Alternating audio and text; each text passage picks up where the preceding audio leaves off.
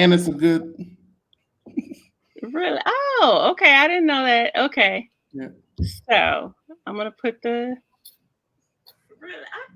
And it's a good. put everything on. Okay. There we are. Greetings, everyone. Look, see, people just jump on immediately. My name is Dr. Ifetayo Ojelade. I am the executive director at A Healing Paradigm in Atlanta, Georgia, and I am also a licensed psychologist.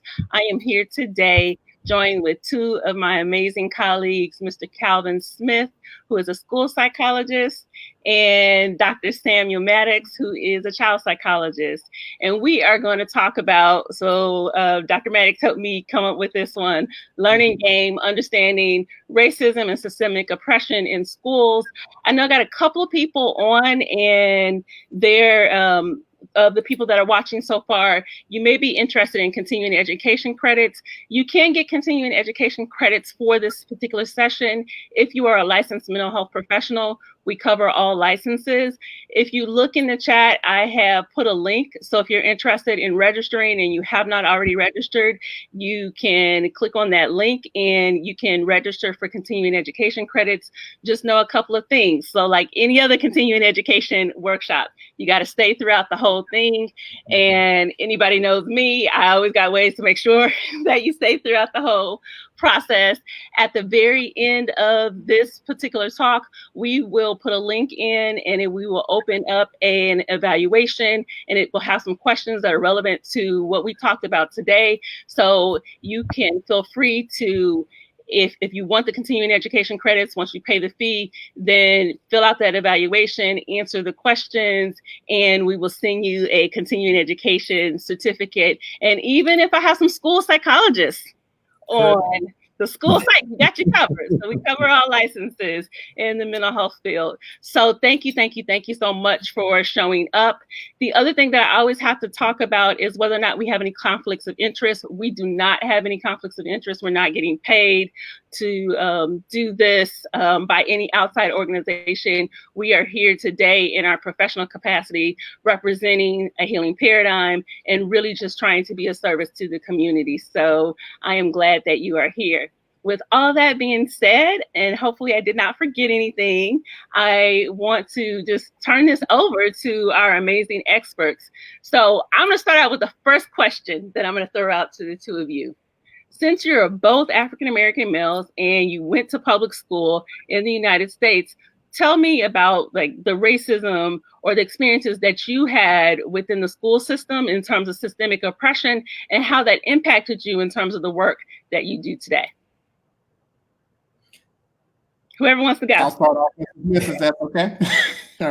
So I actually, you spoke about this numerous times. It was really my third grade year.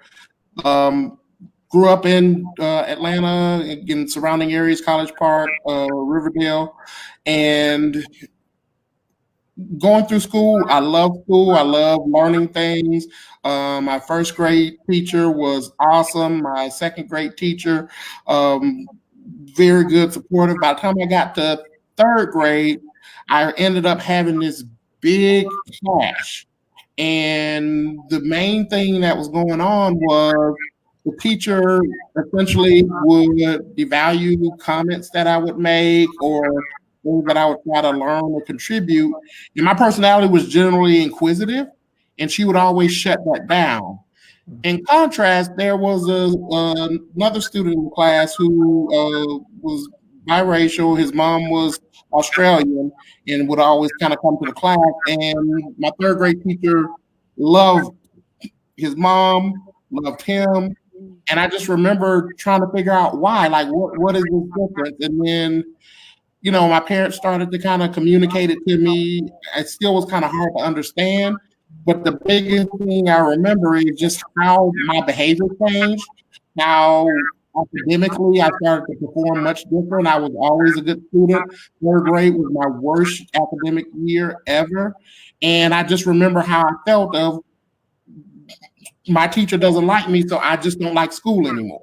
And so luckily by fourth grade, I had another wonderful teacher, Ms. Hall, which is still out there.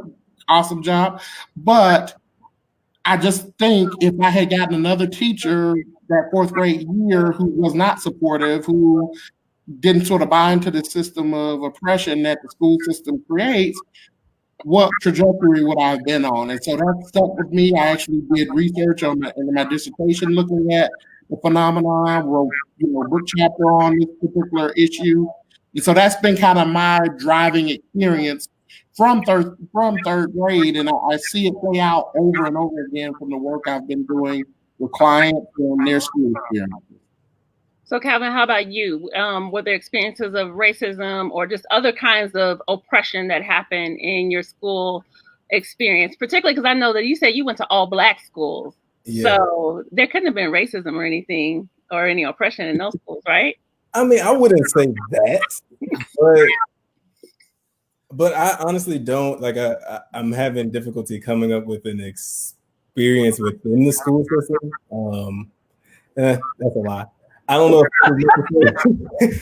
it's necessarily based on, I don't know what it was. So my guidance counselor during my high school, like my senior year of high school, I just remember telling her that I was going to go to college and I was going to double major in math and psychology. And I just remember her saying, "Oh, no, you can't do that." And I, huh? Like, what do you mean? And to this day, I still don't understand what she meant by that. If she was saying I wasn't capable of doing it, if she just had never heard of that before, I don't know. But I remember being like, "Oh, okay, well, I guess I got to prove you wrong." So I didn't really have though, and my guidance counselor was a Black woman. So I don't know if I was. It had never registered that might be oppression, but it was just like, oh, here's somebody else who doesn't think I can do it. That's cool. I just don't know her. And that's interesting. Okay, so you told your Black woman guidance counselor that you were going to double major in psychology and math. Yep. And then what'd you major in? I forget. Psychology and math. I don't know. And so that's why I'm like, I don't know what she meant. I really could not understand that. And I still don't. As the guidance counselor, especially, this is somebody who's supposed to take time to really encourage. And like, even if you don't think I can do it, let's have a conversation about it, not just, "Oh, no, you can't do that." Right. So those are your two experiences. How are you seeing that? Like, just talk to, because I'm sure we got people jumping on. So we got parents that are here. I'm a parent. If you got children in the school system, how are you seeing this racism, this systemic oppression? And I know it's like racism, classism, gender oppression. There's lots of ways that this shows up. How are you seeing it in the schools?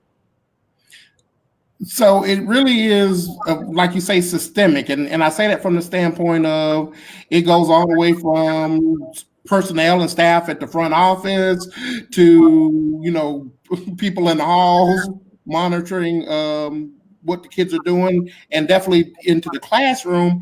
And even like Mr. Smith saying, it's not even just what we would assume that it's going to be non-people of color. It's also people of color who, as a member of that system, continues to kind of promote the goals of that system.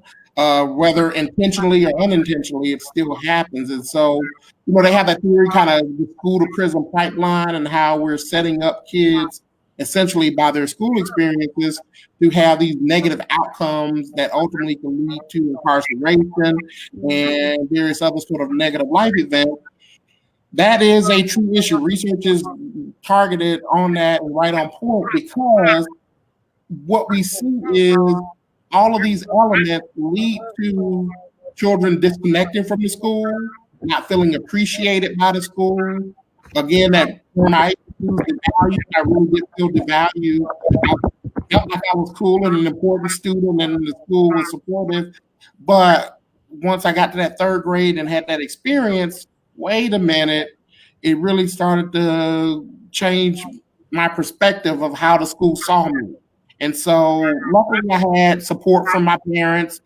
They were very active. I swear my mom, Lord rest her soul, if she was up there probably every week at that school in third grade. And so I'll say that because the answer to your question is parents are going to have to be actively involved in the situation. We're going to be the child's protection. There is a power hierarchy. The child is not going to have as much power to be able to argue and fight against the system of oppression, whether they're in the classroom. So we're going to have to be able to jump in and advocate. Again, without my parents, I don't think I would have made it through the actual third grade experience without a lot more fallout or damage. So Calvin, okay, I want you to talk about the experience because you are a school psychologist, so you've worked in the school system. So answer that question, but from the perspective of somebody that's worked in the school system. There are so many things. So even before I was a school psychologist, I was a high school teacher.